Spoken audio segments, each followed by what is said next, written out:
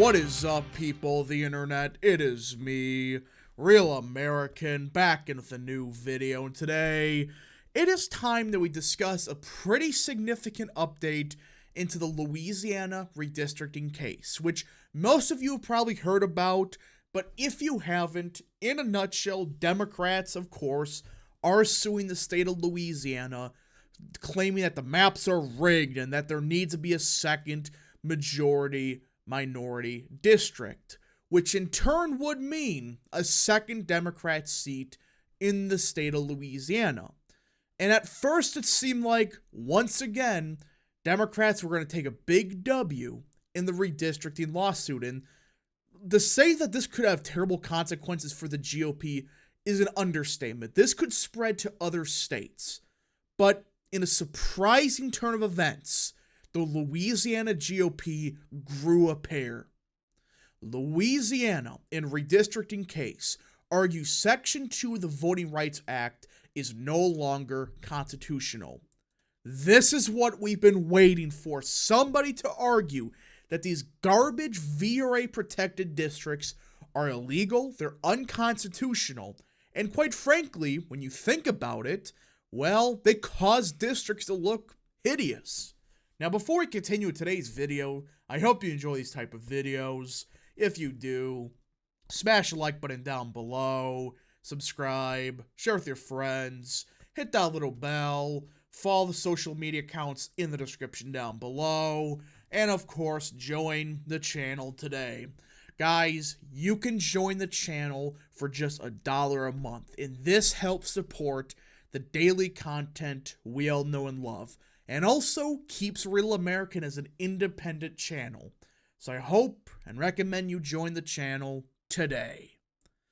Alright, everybody. So like I said, and most of you know, I'm against Section 2 of the VRA. Now, the Voting Rights Act is fine. I'm just saying this one provision, Section 2, is the most egregious part of the entire law, which in a nutshell creates these majority-minority districts, and I call them VRA-protected districts. And essentially, this means that, hey, some districts and places that have a large amount of minorities, whether it's Asians, African Americans, whatever, they tend to get a majority-minority district. They're required by law to do so. I've always argued this is illegal. Now, let me be clear. It's always been illegal, but in the 60s, it made sense.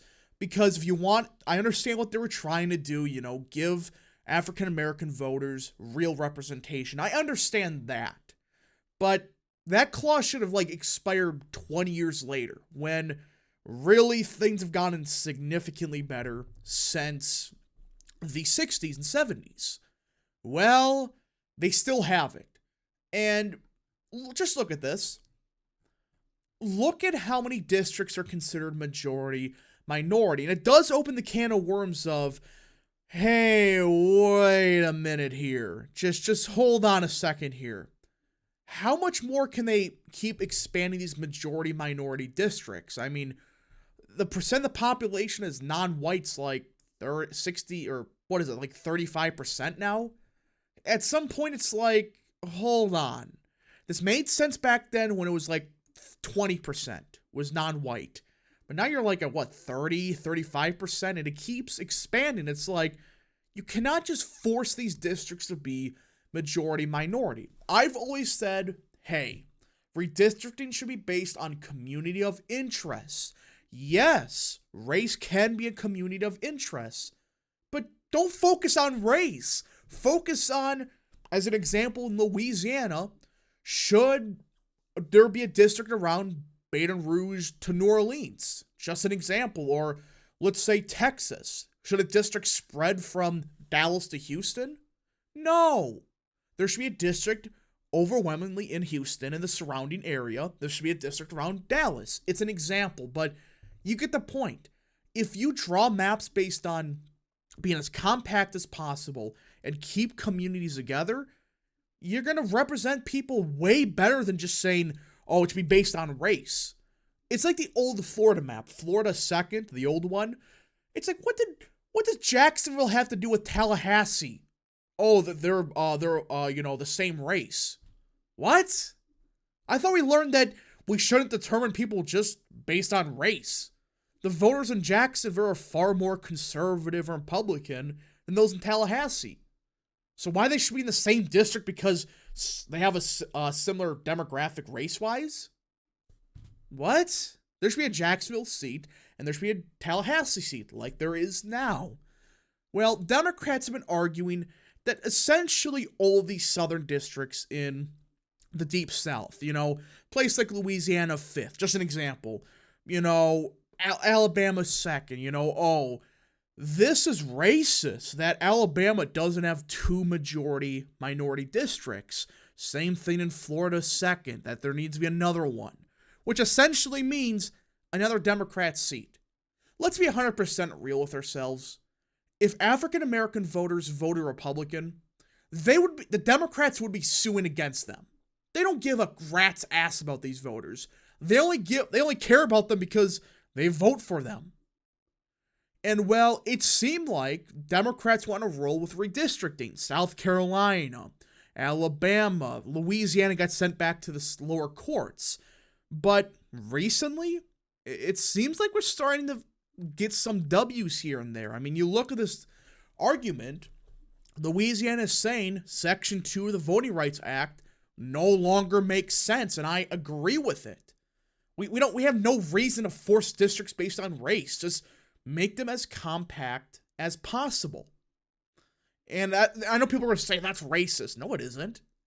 If you draw a district around Birmingham, well, you're going to represent that much better than it should be stretched from Birmingham to, Mobile, Alabama. We got to do a district like that. No, we don't.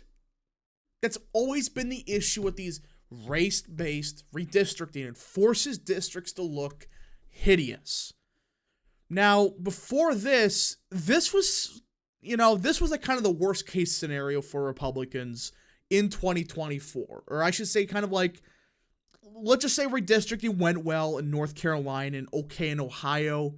You may have gained a couple seats there, but you look at the South, and this was what the Democrats are trying to do. They're trying to make as many of these districts majority-minority, and therefore they would overwhelmingly vote Democrat. That's the only reason they're doing it. And this was a big issue for Republicans, but in the event that Section 2 of the Voting Rights Act is overturned, let's just say, okay, 2024, a neutral environment. Let's just say Don Bacon loses. DeRaymer, I think, is going to actually have a chance of holding on because she is going against a weak candidate, it looks like. But let's just say she loses. Let's see Marie Perez loses in Washington 3rd. Let's say DeRadia loses in California 13th. Schweikert, let's say he loses. Where else? Where else could be a couple pickups? Yeah, New York. Let's just say they sweep these districts in Long Island. Let's say Brandon Williams loses and Michael Lawler. And let's say that's it for the Democrat pickups. And you know what? Let's just be even nicer to them. Wisconsin 3rd.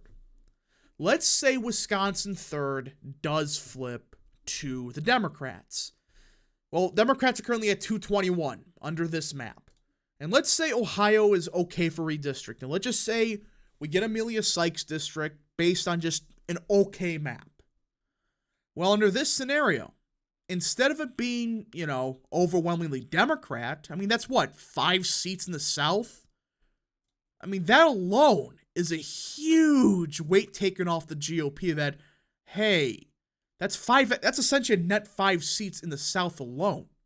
So in that scenario, well, North Carolina 13th, North Carolina 13th, North Carolina 6th, and of course, North Carolina 14th.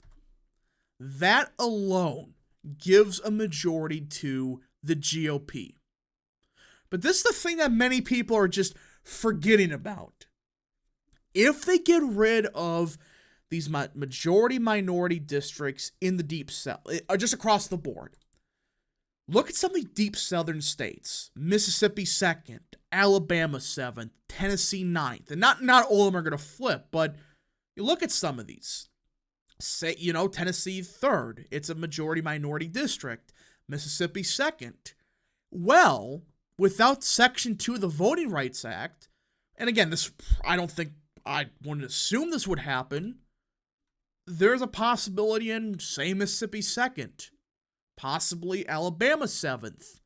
Tennessee 9th, maybe. I'm not saying it's going to, but just an example.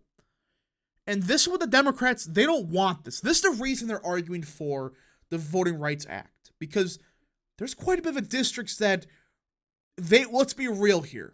If the Section 2 did not exist, a lot of these districts would be deep red. Let's be 100% honest with ourselves. But they're not, because they are drawn for this Section 2 nonsense. Well, look at this. That's 3 districts right there. Again, I'm not saying they're all going to flip. I mean, who knows? Maybe Tennessee 7th doesn't. It's just an example. But it just shows you that with one decision, if the GOP wins this court case and says Section 2 is unconstitutional, this has such a huge impact on the elections that, and this doesn't even take into account Georgia 2nd, maybe they pull something off there. I don't think they will, but maybe. Maybe they go hard after, say, Valerie Faris and North Carolina 4th. It's just an example. This opens a can of worms where, in a positive light, that Republicans, they could pick up a couple seats because of redistricting, which a couple weeks ago seemed unlikely, but if Louisiana wins this case, which we've been saying for a while, argue that this is unconstitutional, Republicans have a possibility. They do have a legitimate possibility at holding on to the House. But again, I'm not saying these districts will automatically flip or the GOP will go that hard after it. I'm just saying that, hey, there's a possibility of it. There absolutely is, if Section 2 is overturned. Anyways, folks, thank you so much for watching. If you did enjoy this video, smash the like button down below, subscribe, share with your friends, hit that little bell, follow the Twitter accounts in the description down below, and of course, join the channel today. Thank you so much. Godspeed to all of you.